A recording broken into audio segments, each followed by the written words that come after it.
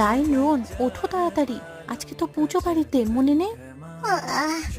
উঠ বাবা, তাড়াতাড়ি স্নান করে রেডি হয়ে নে। হ্যাঁ মাম্মা, তুমি যাও, আমরা স্নান করে আসছি।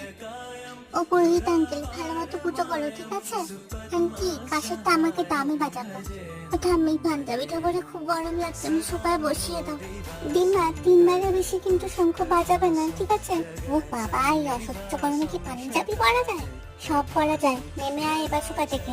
ওম নমঃ নারায়ণা, ওম নমঃ নারায়ণা। ভাই হাতে ফোন নিয়েছিস, ভালো করে জোর হাত করে মন্ত্রটা বলে যা। ওম নমঃ নারায়ণা, ওম নমঃ নারায়ণা।